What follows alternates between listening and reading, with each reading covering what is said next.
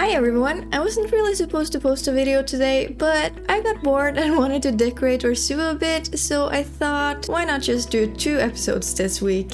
Today we're doing a glow-up sort of thing, where we'll make some changes with decorations and such. And so at the start here, you'll see me deleting quite a few trees and foliage. And that's because I've come to the conclusion that this area of the zoo is likely to be set in China, mainly due to the architectural style and animals we've chosen. So therefore I want to mainly have trees and foliage that can actually be found in China in this part of the zoo. So I did quite a bit of research on that, and of course I'm not going to remove every single piece I placed down that doesn't grow in China. But the big trees and palms are at least being replaced with something that is more appropriate for the country and climate. As you can see, we're finally decorating the underwater viewing area for the water monitors now, and we're also gonna add a butterfly trail, as well as trying to make a playground for the children visiting our zoo. And for this one we're going with a speed build for the whole episode, except for a tiny little surprise I had to take a second to show you later on. And I really thought it was time to take care of this underwater viewing area, just since we've seen the monitors being very active in the water, and it's just a lot more fun to watch them deep diving when things are a bit more decorated and appealing around them. So I'm just trying my best to make a nice transition with the rocks and stuff, but I've honestly never been super good at that part. But you know, we just gotta keep practicing, and I think it turns out quite okay in the end. I honestly love decorating underwater, but I have noticed I tend to do a lot of the same each time. So I really want to see if I can challenge myself to do something a bit different. Like, I know I can be creative if I try. I just kind of get stuck in the same patterns once I get comfortable with something, so I think I just have to try to be a bit more aware of that in the future. Anyways, I also decided we should do something with the guest viewing area here as well. And I just didn't really like having the path down there, so I replaced it with an invisible path and made it all rock instead. And I tried for like well over an hour to place down flooring here, but the terrain was just way too uneven, so I just gave up on trying to make it work. Either way, I'm fine with the rock terrain, it's not an issue. But then I also wanted to add a trim along the barriers and walls, and it turns out okay, I guess. But I'm really gonna be more aware of how I adjust the terrain to stuff like this in the future, because it is truly such a pain to decorate along the edges and stuff when the terrain is so uneven. And I was thinking of doing the same for the guest viewing area on the other side with the small clawed otters, and I still might,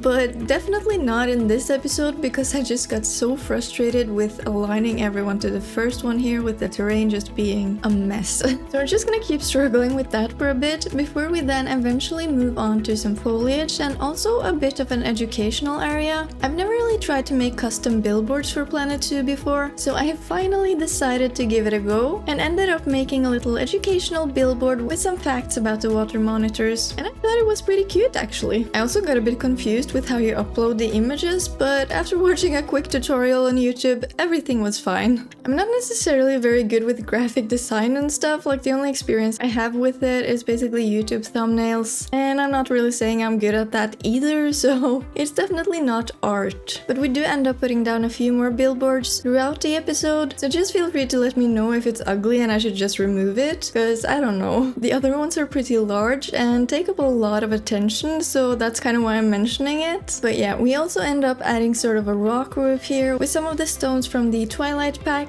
and I'm really not sure how I feel about it. To be honest, I definitely don't think it looks good at all, but at the same time I just really didn't know what we should do with the top here to make it look good. So I guess this is a temporary solution if some of you guys have a better idea of what we should do with it. In the meantime, you can just see I'm desperately trying to make it look less ugly by adding a bunch of plants and flowers on top, which just doesn't even make sense, because flowers don't really grow out of rocks. But yeah, that's how we're doing it here apparently. And then we're also gonna continue to switch out and add some more appropriate trees, as well as just fixing some random stuff every once in a while, like covering the solar panels for instance. And also I'm wondering if you want more videos that are pure speed builds, or if you enjoy seeing some gameplay and looking after the animals as well. I'm not going to stop doing the real-time gameplay either way, but I could do more videos that are just speed builds also, just as long as we make sure to have enough enough money in advance so that I don't have to keep the game running while I'm building, because I really like that we get to see what's going on with the animals and management as well. So I just want to make sure we don't miss anything when doing videos like this. But back to the speed build. I felt like the best way to make the building here blend in properly would be to add planters in the spots where there are gaps between the path and the building. So I'm using the temple pieces as a barrier for this, which also was a bit of a struggle because they very easily get that flickering look if they overlap, which of course most items do in this game. But I found it to be slightly worse with the temple pieces, and I haven't really worked with them before. But we're also using this as a trim along the edge of the building, which I'm kinda regretting, because I think it would have looked better with the trim we used previously for the viewing area. But oh well, it works. And as always, I used the backside of the garden flowers for the flower bedding, and then I'm mainly just adding a bunch of foliage and flowers that I have checked actually grows in China, even though I guess it's not as important for flower beds because they're man-made either way. But yeah, I also really do like the cherry trees that we deleted earlier, but they really fit better for a Japanese theme. So I think we're gonna have them by the Komodo dragon restaurant we made in the previous episode instead, as I think that has more of a Japanese type look. So I think we're just going to focus specific parts of the suit to different regions of Asia. Well, I still just don't really have a very clear plan for it yet. And it's kinda unfortunate because we added the gharials down by the entrance, which then will be on the Japanese side. But they're Indian animals, I think. And also the Komodo dragons, I don't think those are Japanese either. So I think we're just gonna have to focus on the aesthetics and not the animals. The animals go wherever. I'll of course try to add Japanese animals to the Japanese region, but like I don't think we're gonna have a section for Indonesia and stuff like that. So then Indonesian animals will kind of just end up in whatever region. So yeah, we just can't be super picky with the animals we're placing everywhere, as we do have a limited amount of Asian animals. But yeah, now you can see we're really getting started on filling in all of these empty spots with a bunch of trees, and I really love the touch of orange and yellow we're incorporating here. It just gives me serious fall vibes, and the colors are just beautiful. I actually spent so many hours just researching and googling which of the Planet Zoo plants actually grow in China, which might just be a waste of time, but I'm trying to get better at making my zoos a bit more realistic. So I just created a whole custom tag for China, and I'm not sure if I can bother myself to look through each and every plant again just for the Japanese and Indian section, but we'll see how to go about that later, I guess. Then I'm also making somewhat of an educational area over here just to cover the area that wouldn't connect with a fence because of the splitting paths here. And honestly, I have to say it turns out pretty bad, so I think I might redo this whole section later, but for now the guests are getting a bit of education over here at least. And I have a tendency to forget about the education boards and speakers, so it was about time we got some education here either way. I tried to incorporate some of the Indonesian themed stone pieces and decorations to make it look a bit better, but I just don't think it works too well.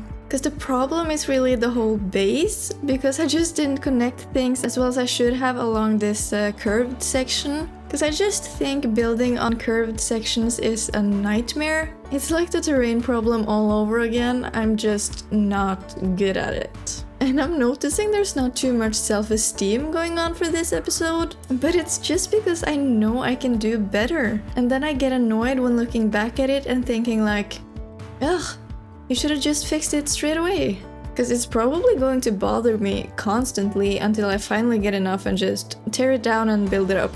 So I'm just gonna give you a tiny break from the voiceover right now and put on some music until we're finally ready to start on the butterfly trail.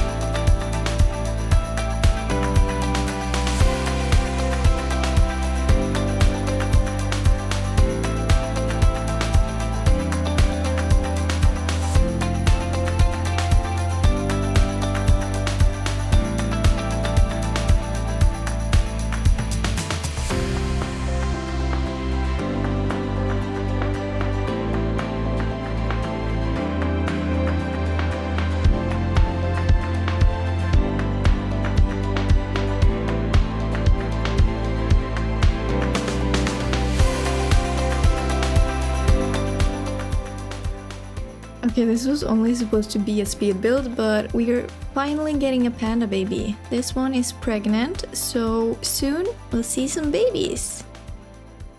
Okay, so we're finally starting on our butterfly trail here. That's gonna lead up to the playground we're gonna make in a bit. And I had some issues with the exhibit walls not disappearing even though they were set to none. So in case anyone is having the same issue, all I had to do was set the walls back to a standard wall and then click on none again to make it work. Because I don't really want this to look like an exhibit, but more of just a cozy trail where you can watch the butterflies in a natural setting. So we're also doing the invisible pathing here. And the butterflies we've added are the monarch, the old world swallowtail, and the European peacock. As all of these can be found in Asia. So we're just decorating with a lot of flowers, bushes, and trees here, making it feel very overgrown and just a very calming scenery. And we'll get back to continue on the butterfly trail and start on the playground soon. But first I decided I wanted to add a mountain and some more realistic elements of nature to the zoo, as we haven't done much natural terraforming for this top part of the zoo yet. And I'm really sorry if it's too much back and forth, but sometimes I just need to start something else in order to regain my focus to continue on what I was initially doing. So I realized it might feel a bit messy. And if you're wondering about the mountains here, I've done a whole tutorial on how to make mountains. If you're looking for a tutorial on that, then feel free to check it out if you haven't already. But I feel like I've just been talking your ears off for 10 minutes straight now, so I'll give you another break with some music, and then I'll explain some more once we start with the playground area.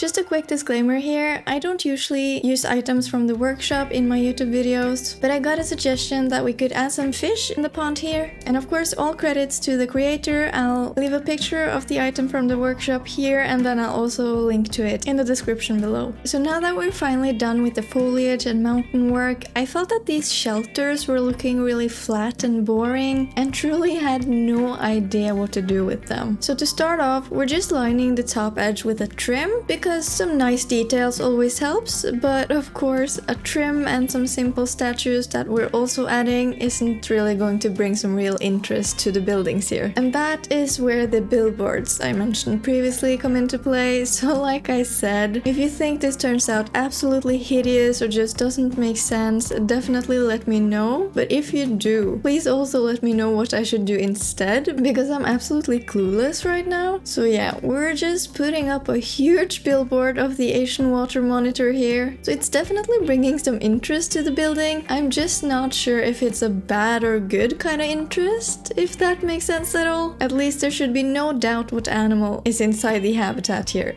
So yeah, we're just going to finish this up with some final details like ropes and some support structures for the bottom before we then duplicate the frame to the other side. And don't worry, we're not gonna have two of these ginormous billboards, but I'm using the frame as a template for the smaller screen as well. So for this side, we're putting up a picture of the Malayan tapir, small-clawed otter, and the binturong, as those are the animals we currently have on this side of the habitat. And like I mentioned in a previous episode, we might have to move some of the animals in this habitat just because of space issues when they're having a lot of babies and stuff like that. So if we end up doing that, I guess I'll just have to make a new billboard. And now just a few more trees to cover some empty spots before we finally can get started on the playground area. But what I have to say is that I unfortunately lost quite a bit of footage when making this, so you'll see me make the most detailed and I guess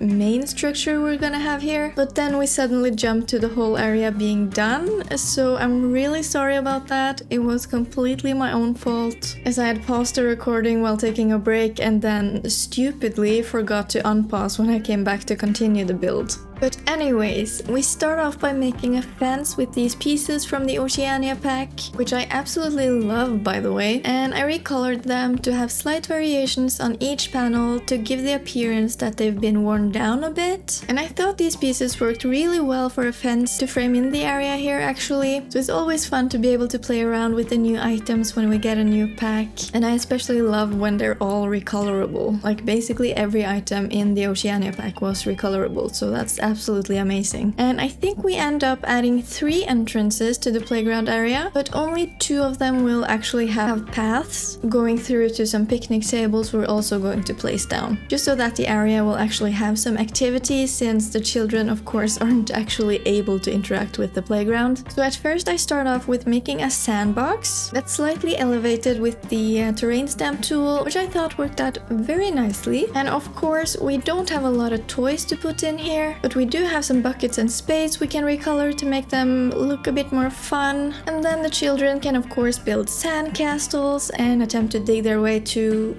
well, I was gonna say China, as that's what people say here, but since they're already in China, I don't know, dig their way to Europe, I guess? Then I also added this bat, as I thought it just looked fun. Well, with the sandbox done, we of course need to make a slide and some climbing frames. So to make the metal part of the slide, I believe I used a New World signs or something. It was a sign of some sort at least. I can't remember what the red things on the sides were called, but they came up when I typed in plastic. So just building the slide up to a decent height here before we then get started on the climbing frame that's gonna be attached to it. For the walls and floors, I'm again using some pieces from the Oceania pack, as they have a different shape than the rest of the items that we have from before, and especially the long one, which will work as an entrance and an exit. They're also not grid pieces, which I really appreciate when doing builds like this that kind of needs a bit more freedom. And you'll see me use the painted Planet Zoo beams a lot in this whole area basically, so even though there is some lost footage, it really shouldn't be all that hard to sort of see what I've done. And then you also see I placed down some random items on the side, and those are just things I thought I might end up using, like the mesh fence here for instance. I just thought it would work well for creating some fun walls as well as a climbing tunnel sort of thing, as you'll see in a bit. Wow, I'm so bad at explaining through these voiceovers. But yeah, I've never attempted to build anything like this in Planet Zoo before, so it's all pretty basic and simple. Nothing too impressive, I guess. But I'm still quite happy with the results, and it turns out to be like a nice playing area for the kids and a resting spot for families, so I'm not too disappointed. Except for the fact that I lost half of my footage, of course. But yeah, what you're seeing right now is basically a bunch of eggs that I just stacked together to make them look like climbing rocks. So I'm just duplicating a bunch of them all over and adding in a few color variations so that we end up with a nice climbing wall that the kids can use if they want a bigger challenge than just using the ladder, because that's pretty boring, isn't it? But yeah, so I think I'm just gonna let you watch me build the rest of this structure with some music, and then we'll talk once it's done.